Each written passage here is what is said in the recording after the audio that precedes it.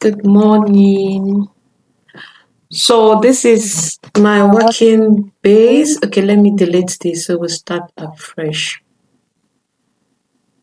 So welcome to Airtable, the basic fundamentals. Why am I doing this? I am doing this because several persons has been reaching out to me on my social media handles, telling me that they have no clue about Airtable and they want to learn. So I want to introduce this. So I decided on my own that I am going to run a series for 30 days to help people that are finding it difficult on how to access Airtable. So this is going to be a 30 days constant video creation to guide you on how to start up and do something on your own. So for a start, the first thing you're going to do, you go to Google and you search for Airtable and create an account, you sign up. But I'm not doing that because I already have an account, so I'll just go to an existing one.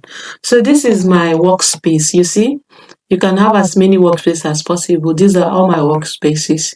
This is a company, this is one mentor, a community, one mentorship section, and the rest. You can create your own workspace and name it whatever. So to create a workspace, the first thing you want to do, you click on create. Once you click on create, you name it whatever you want it, or you can just come here and click on workspace. You name it whatever workspace you want to name it, and that becomes it. But I don't need a workspace, so I'll just delete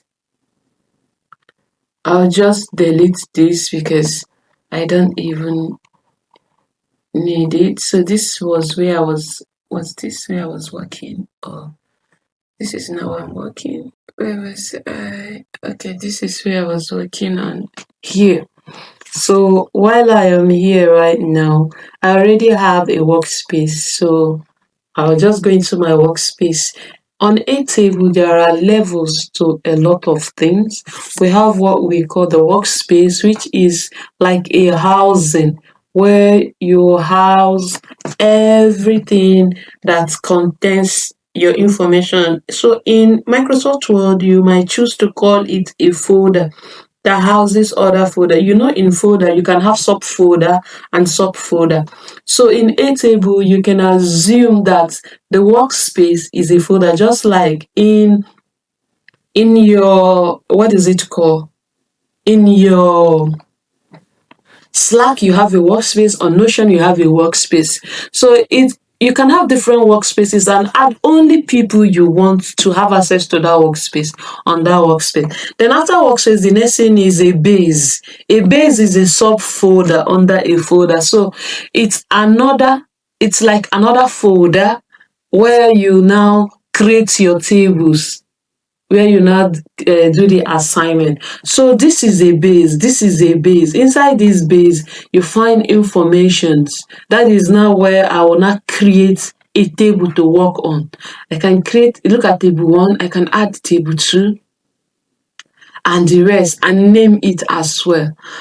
So that's that about a base. A base is a subfolder inside a workspace. So to create a base, you just click on create, and it will ask you now, let's say I want to create a new base. You can use the help of an AI to create a base, or you can choose to start afresh. But for a learner, I would advise you start from the scratch so that you understand every principle. And using an AI and programming it, AI will do anything, you will not understand it. So you click on this,